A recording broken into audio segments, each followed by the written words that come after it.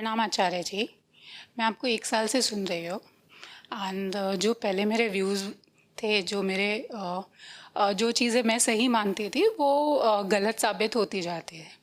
तो पहले जो मोटिवेशनल स्पीकर्स, उनकी जो मैं बातें सुना करती थी, सो वो आज लगती है कि मतलब वो ऐसे ही है और उसमें कोई सच्चाई नहीं है। जैसे नॉर्मली कुछ मोटिवेशनल स्पीकर्स भगवत गीता का भी यूज़ करते हैं अपनी बातें सही बताने के लिए।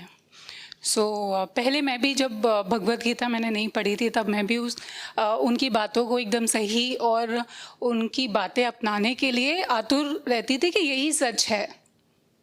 जब मैंने पढ़ी तब मुझे समझ में आया कि मतलब वहाँ पे जब बोला जाता है कि जैसे कहा श्री कृष्ण ने, कर्म कर फल की इच्छा मत कर।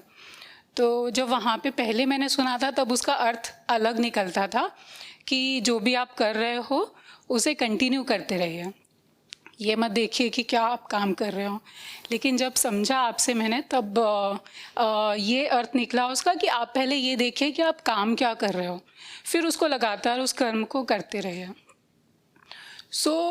मेरा सवाल है कि इस तरीके की मतलब बहुत सारी भ्रांतियां हैं जो ऑलरेडी फैली हुई हैं और लोग उसे फॉलो कर रहे हैं, उस चीज़ से कैसे बचा जाए? जैसे आप बची, आप दवाई से पूछ रहे हैं कि रोग कैसे दूर होगा, दवाई क्या बोलेगी? मुझे उठा लो, मुझे खा लो। मैं और क्या उत्तर दे सकता हूं? वैसे आपने अभी भी जो अर्थ बताया वो अर्थ है नहीं।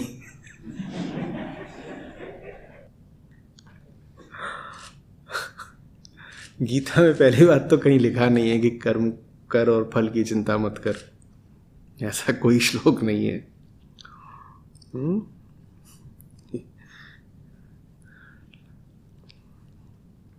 कर्म को लेकर के कृष्ण कह रहे हैं अपने लिए कर्म मत कर, अपने लिए मत कर, अपनी कामनाओं के लिए मत कर। तो अपनी कामनाओं के लिए नहीं करें तो किसके लिए करें? तो जब ये प्रश्न आता है किसके लिए करें, तो कृष्ण कह देते हैं मेरे लिए करो। अब कृष्ण कोई व्यक्ति तो है नहीं कि किसी व्यक्ति के लिए करना है। कृष्ण के लिए कर्म करने का मतलब यही है बस कि अपने स्वार्थ, अपने संकीर्ण लाभ के लिए काम नहीं करना है। इसी को सही काम, इसी को निष्काम, इसी को ऊंचा काम कहते हैं। और जब आप निष्काम होके कर्मरत होते हो तो फल की चिंता अपने आप होती ही नहीं है। फिर ये नहीं बोलना पड़ता फल की चिंता मत कर, वो कहेगा है किसको? आप उसको कह रहे हो फल की चिंता मत कर, बोल रहे हो चिंता वो ना करे जिसको चिंता होती हो, हमें कोई चिंता है ही नहीं। निष्कामना का क्या मतलब होता है? निष्काम होने का अर्थ होता है निश्चिंत हो जाना। जो कामना से मुक्त है वो चिंता से भी तो मुक्त है। चिंता इसी बात की तो रहती है ना कि कामना पूरी होगी कि नहीं होगी। तो जो निष्काम हो गया वो निश्चिंत भी तो हो गया। उसके बाद उसे सीख थोड़ी देनी पड़ेगी कि फल की चिंता मत कर। वो कहेगा अगर मैं फल की चिंता कर ही रहा होता तो वो काम उठाता ही नहीं जो अभी उठाया है। अगर आपने सही काम उठा लिया तो फल की चिंता आएगी ही नहीं। सही काम की पहचान ही यही है कि वो काम इतना प्यारा होता है कि उसको उठाने के बाद उसके अंजाम की चिंता करने की फुर्सत नहीं बचती। तो कृष्ण कहीं नहीं कहते हैं कि कर्म कर फल की चिंता मत कर। कृष्ण बस ये कहते हैं सही कर्म कर, बस। सही कर्म ही निष्कामता है। और सही काम करने का एक पुरस्कार ये मिलता है कि परिणाम की, अंजाम की, भविष्य की चिंता से मुक्त हो जाते हो। वास्तव में आपने सही काम उठाया है या नहीं, ये आप इसी बात से जांच सकते हो कि आपको भविष्य कितना याद आ रहा है। आप बार बार कितनी गणना कर रहे हो कि इस काम से मुझे मिलेगा क्या। अगर आपको बार बार ही सोचना पड़ रहा है कि इस काम से मुझे क्या मिलेगा, तो आपने काम गलत उठाया है। सही काम वो है जो बस सही है, वो इसलिए नहीं सही है कि सही अंजाम देगा, वो इसलिए सही है क्योंकि वो बस सही है, अंजाम चाहे जो हो। अंजाम की सोचने की बात ही नहीं है, फिक्र ही नहीं है, फुर्सत ही नहीं है, ध्यान ही नहीं है, ख्याल ही नहीं आता। काम सही है, अंजाम अंजाम तो सोचा नहीं। तो सोचो, मन नहीं कर रहा अंजाम वगैरह सोचने का, काम अच्छा है, काम करने दो ना। ये है निष्काम कर्म। ना समझो ने उसको बना दिया कर्म कर फल की चिंता मत कर। क्या बना दिया?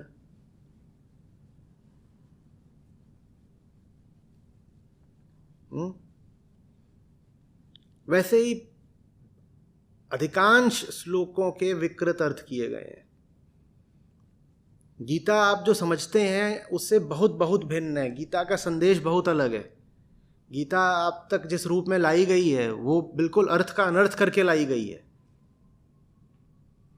इसीलिए तो आप पाते हैं कि नास्तिक लोग फिर भी जीवन में ठीक रहते हैं, आगे बढ़ जाते हैं। धार्मिक आदमी बिल्कुल गड्ढे में गिरता है।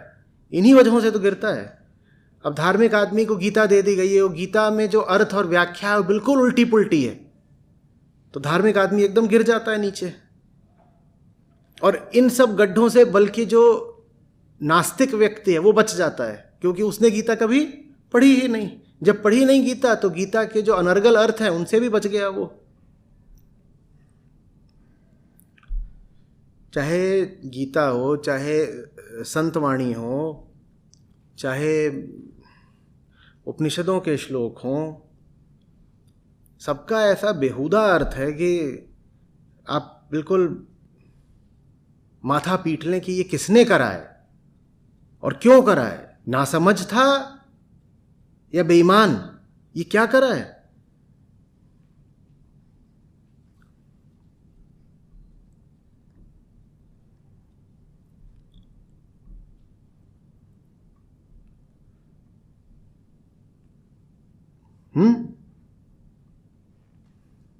जब ग्रंथों के असली अर्थ खुलने लगते हैं तो जो आनंद आता है वो अतुल्य है। मज़ा आ जाएगा बिल्कुल। ये सब जो आप छठी क्लास में दोहे पढ़ते थे ना, उनके बहुत गहरे अर्थ हैं। उनके वो अर्थ नहीं है जो आपको आपकी छठी की हिंदी टीचर ने बता दिए।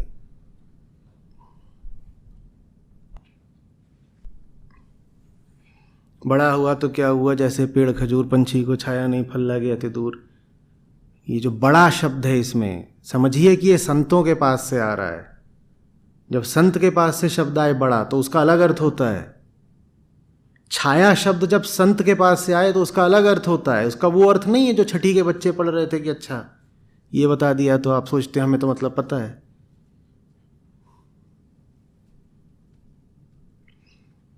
ऐसी वाणी बोलिए मन का आपा खोए, औरन को शीतल करे आपहु शीतल होए। इसका वो अर्थ नहीं है जो आपको बता दिया गया है। भाई बहुत साधारण है। तो गीता के संस्कृत भी नहीं है, तो साधारण आम भाषा है, लेकिन इसका भी हमें अर्थ गलत बता दिया गया है और उल्टा बताया गया है बिल्कुल।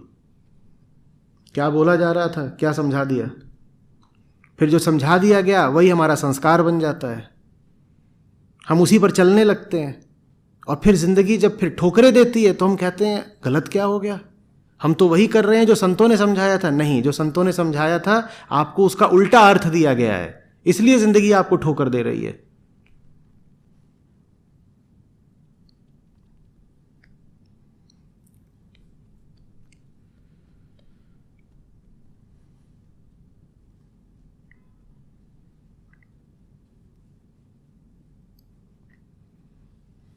एक अगर जागरूक समाज होगा ना तो उसमें सबको ये अधिकार ही नहीं होगा कि धर्म ग्रंथ को छू लें।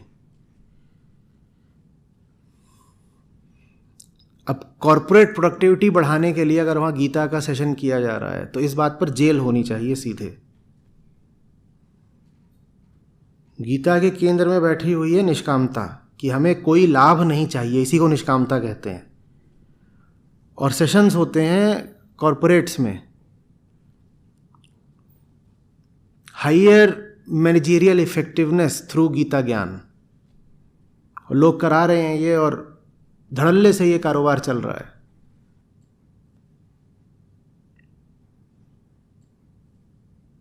ये चीज सिर्फ रुकनी ही नहीं चाहिए, ये चीज मैं कह रहा हूं सजा की हकदार है।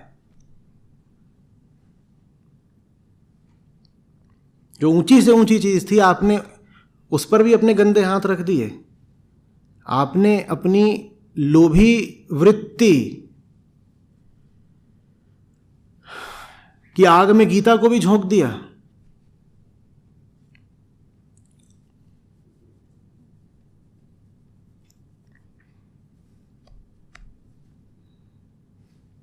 मोटिवेशन मतलब समझते हो क्या होता है? मोटिव, मोटिव माने क्या होता है? लक्ष्य, कि ये करो तो वो मिलेगा, इसको मोटिव कहते हैं। फलाना काम कर लो तो आगे कुछ मिल जाएगा। और गीता कह रही है आगे देखना नहीं है, तो कोई मोटिवेशनल स्पीकर गीता पे हाथ रख कैसे सकता है? FIR करो। मोटिव का अर्थ ही होता है भविष्य में कुछ मिल जाएगा, और गीता कह रही है भविष्य की ओर देखना ही नहीं है। तो मोटिवेशन का और गीता का क्या ताल्लुक है?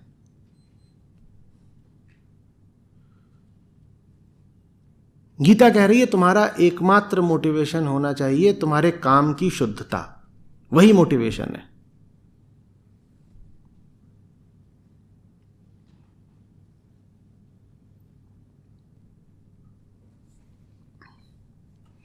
अभी देख रहा था, सवाल ही पूछा गया था, ऋषिकेश में था, जनवरी फरवरी की बात है। तो वहाँ पर गीता का श्लोक है जिसमें कृष्ण जो स्थित प्रज्ञ है उसके बारे में बोल रहे हैं। तो उसमें जो कह रहे हैं वो कि वो सहज कर्म करता है, वो सहज कर्म करता है। तो एक बड़े भारी गुरु जी उन्होंने गीता पे कमेंट्री लिख दी है। उन्होंने उसका अर्थ दे रखा था सहज कर्म का मतलब होता है सांस लेना, खाना पीना, ये सब चलना फिरना, ये सब सहज कर्म होते हैं। ये वो लोग हैं जिन्हें वेदांत का वो नहीं पता। वेदांत में सहजता का अर्थ होता है आत्मा। तो सहज कर्म वो है जो आत्मा से आ रहा हो।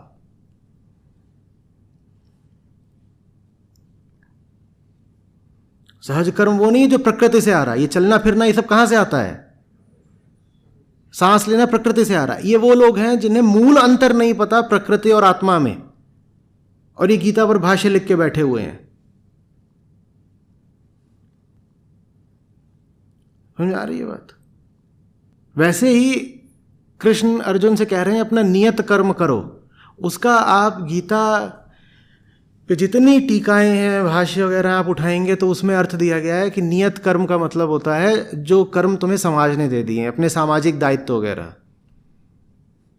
नियत कर्म का अर्थ है वो कर्म जो आपको आपकी नियति तक पहुंचा दे। नियति माने कृष्ण, नियति माने जो अंतिम है, जिसके आगे कुछ नहीं। तो नियत कर्म का अर्थ ये नहीं है कि जिसको समाज ने निर्धारित कर दिया है उसको नियत कर्म बोलते हैं, लेकिन आप लगातार यही पाएंगे, एकदम उल्टा अर्थ। नियत कर्म होता है मुक्त कर्म, और टीकाकार बता रहे हैं कि नियत कर्म का अर्थ है कि जिस पर समाज ने बंदिशें लगा दी हैं, वो कर्म जिसको समाज ने बेड़ियों में बांध दिया उसको नियत कर्म कहते हैं। तो लोग फिर यही करते आए हैं, भारत की इसीलिए तो इतनी दुर्दशा हुई है। यहाँ सब लोग सोच रहे हैं कि नियत कर्म का मतलब होता है वो कर्म जो कि परंपरा से, प्रथा से प्रचलन में है, उसको ही तो नियत कर्म कहते हैं। फिर उसमें जातिवाद भी आ जाता है कि लोहार का नियत कर्म क्या है? लोहा। सोनार का सोना, कुम्हार का मिट्टी। वो फिर सोचते हैं यही तो है नियत कर्म, कि जो चला आ रहा है वही नियत है। नहीं, नियत कर्म होता है वो जो तुम्हें कृष्ण तक ले जाए, जो तुम्हारे बंधनों को काटे, वो नियत कर्म है। पर ये बात कहीं भी लिखी मिलेगी नहीं। वो बस वो पता नहीं क्या चला रखा है उन्होंने अर्थ के नाम पे।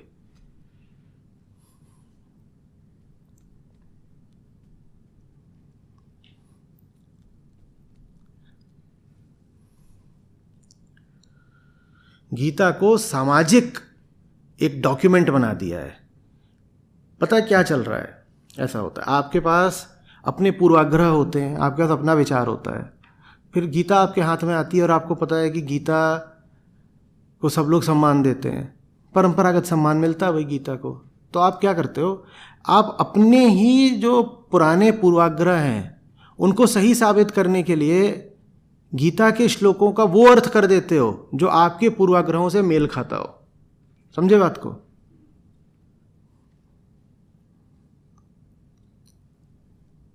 आप वास्तव में जान रहे हो क्या कर रहे हो? आप अपने अहंकार को गीता के ऊपर रख रहे हो।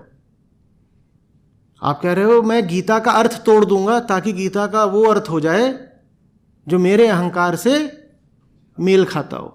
ये सबने करा है। उन्हें कृष्ण नहीं प्यारे हैं, वो कृष्ण को ऊपर नहीं रख रहे, वो कृष्ण से भी ऊपर किसको रख रहे हैं? अपने अहंकार को। ऐसों को आप ज्ञानी बोलेंगे, संत बोलेंगे या दुराचारी? तो धर्म दुराचारियों के हाथ चला जा चुका है। कई जगहों पर तो सीधे सीधे संस्कृत का गलत अनुवाद कर देते हैं वो। आप भौचक्के रह जाएंगे। आप कहेंगे जो शब्द लिख दिया श्लोक में तो कहीं है ही नहीं, और श्लोक में जो शब्द है उसको बिल्कुल खा गए, छुपा दिया। क्यों छुपा दिया? क्योंकि वो इनकी मान्यताओं से मेल नहीं खा रहा था, तो श्लोक ही पलट के रख दिया पूरा। और आम जनता को संस्कृत आती नहीं।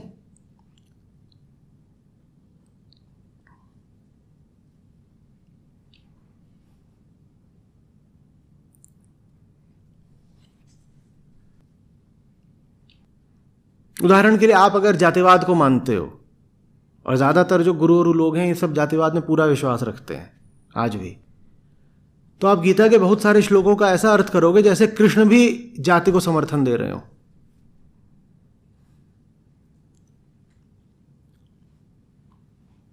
आप अगर इस तरह की व्यवस्था में यकीन रखते हो कि जिसको जो काम बता दिया है वो करता जाए, यही जीने का सर्वश्रेष्ठ तरीका है, तो आप गीता के श्लोकों का भी ऐसा अर्थ करोगे जैसे कृष्ण भी यही बात बोल रहे हो, जबकि कृष्ण ने इससे बिल्कुल उल्टी बात बोली है।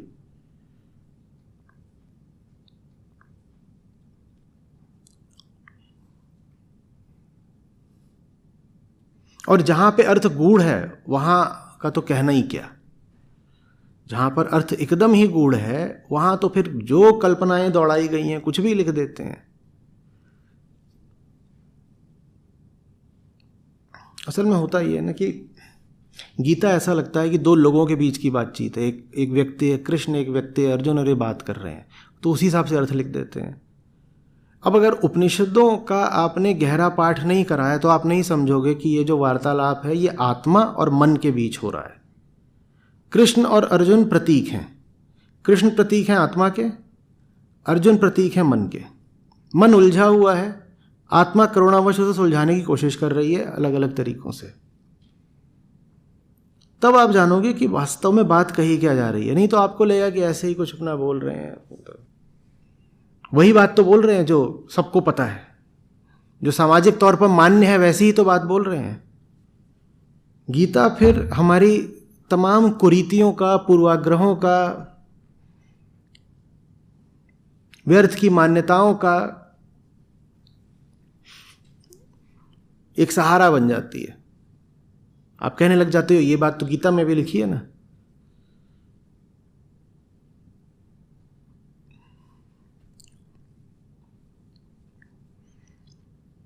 अगर वेदांत में आपकी जड़ें नहीं है तो आत्मा क्या है ये आपको नहीं पता होगा। फिर आपको नहीं दिखाई देता कि कृष्ण वहां पर आत्मा और जीवात्मा में कितना भेद कर रहे हैं गीता में। आपको लगता है आत्मा ही तो जीवात्मा है, और व्याख्याकारों ने कर भी यही दिया है, जहां आत्मा लिखा है उसको उन्होंने लिखा इसका मतलब जीवात्मा है।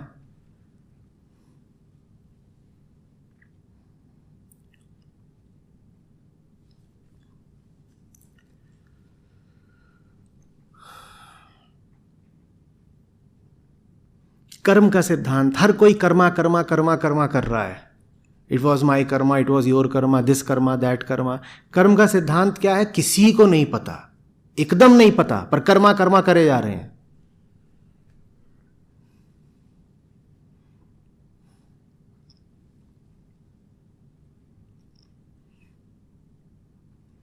कर्मयोग पढ़ने से मतलब नहीं, और अगर पढ़ भी लिया है तो उल्टी पुल्टी व्याख्याएं पढ़ ली हैं।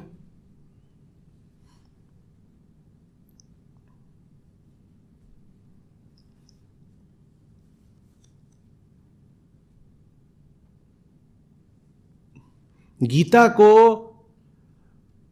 सबूत बना लिया है कि जाति प्रथा ठीक है, आत्मा इधर से उधर भटकती है, ये बात ठीक है।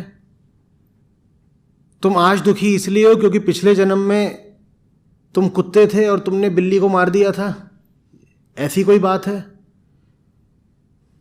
आज कोई तथाकथित निचली जाति में इसलिए पैदा हुआ है क्योंकि पिछले जन्म का पापी है, ये बात ठीक है? इन सब बातों को साबित करने के लिए गीता का सहारा लिया जाता है।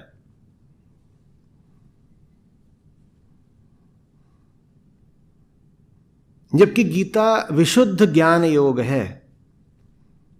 पहले दूसरे तीसरे अध्याय में देखें तो अर्जुन कर्मकांडी होना चाह रहे हैं और कृष्ण पूरे जोर से कर्मकांड को तोड़ रहे हैं और बार बार बोल रहे हैं कि मेरा ज्ञान उसकी समझ में ही नहीं आता जिसकी बुद्धि को वैदिक कर्मकांड ने भ्रष्ट कर दिया है। ये कृष्ण के वचन है, लेकिन ये सब बातें छुपा दी जाती हैं।